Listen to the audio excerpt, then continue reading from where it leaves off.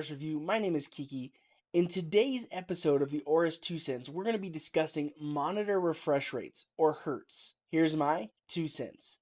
To start, there are a good number of features when looking at a monitor, from the type of panel to the resolution, but our primary focus today will be on refresh rates. When deciding which monitor you want to purchase, you first need to ask yourself 4 basic questions.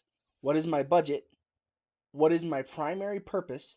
Is it video editing, web surfing, graphic designing, casual gaming, professional gaming?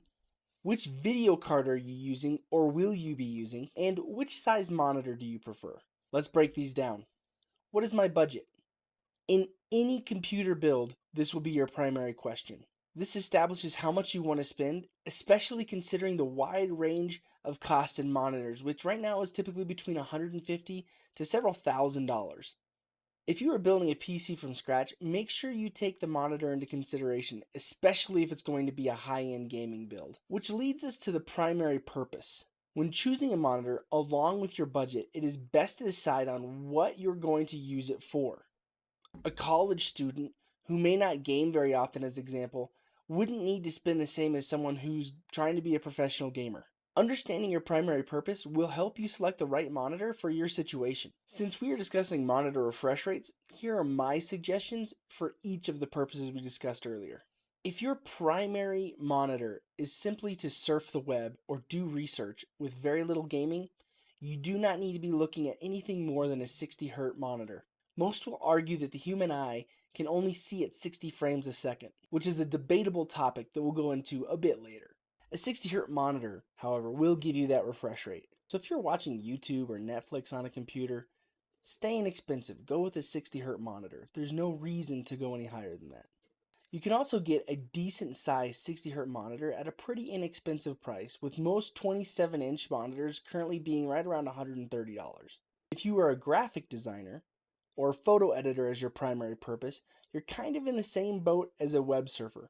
You don't need huge refresh rates, as this feature is more suitable for gaming. Photo editors would be looking more at resolution side of the monitor, most likely choosing something in the 1440p range. The casual gamer is where we need to start to decide to increase our refresh rates. This is also where we bring into the other questions we asked ourselves. Which video card are you using or will you be using if you're building a new PC? Even casual gamers are going to want an edge. If you play a decent amount of games, but aren't necessarily looking to go professional, you'll want to start exploring 144 Hz monitors. Your video card will come into play, as will your budget on this decision. For example, if you're using a Radeon video card, you won't be looking at monitors with G-Sync, for example. You'll be looking for monitors that have FreeSync. If you're using an NVIDIA graphics card, you can use FreeSync monitors to stay inexpensive. But to get the full performance, you will want to consider a G-Sync monitor. Either way you go, 144 Hz refresh rate is that special number you want to get to. Having a refresh rate of 144 Hz is important to maximize your frame rate per second, reducing input lag. Input lag is the delay between your monitor receiving the signal and it showing up on screen, or the delay between clicking and seeing the game react. This, of course, is very important in first-person shooter games. Professional gamers. Professionals, like casual gamers, will want to have high refresh rates. Most professionals, however, are going to be looking at 240 Hz refresh rate monitors. Even some casual gamers who are extremely competitive may want to look at a 240 Hz monitor. I mentioned before that most will argue that the human eye can only see at 60 frames per second. First off, you don't need that kind of negativity in your life. My eyes, for example, are like a falcon, scoping its prey from great distances. Anyways, that would make a 240 Hz monitor way overkill. However, in my opinion, some people's vision is quite sharper than others, and they can notice a difference in frame rate on these. For sake of the argument, however, let's say we can only see at 60 frames per second. A 240 Hz monitor, or even a 144 Hz monitor, will still give you an edge. As you're moving around in your game, frame rates fluctuate. The higher the output of those frames, the less they will drop.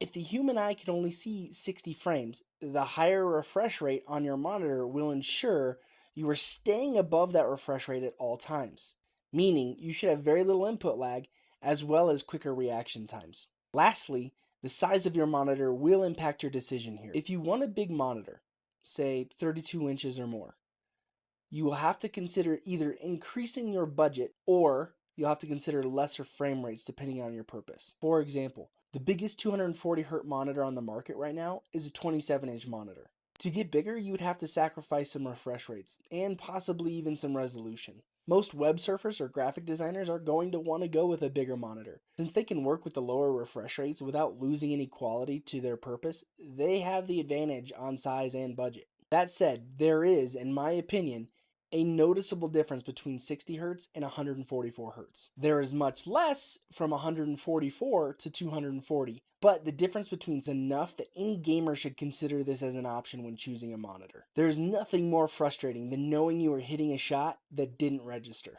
This, again, is most likely input lag. The first step to helping correct that is a good monitor with proper refresh rate. Well guys, that's my 2 cents. Remember, this is just one man's opinion and I can be swayed, so let's talk about it. Let me know in the comments down below what your thoughts and opinions are. As always, thanks for watching. Make sure you hit that like button and subscribe. My name is Kiki with the Aorus Review. Until next time, everyone.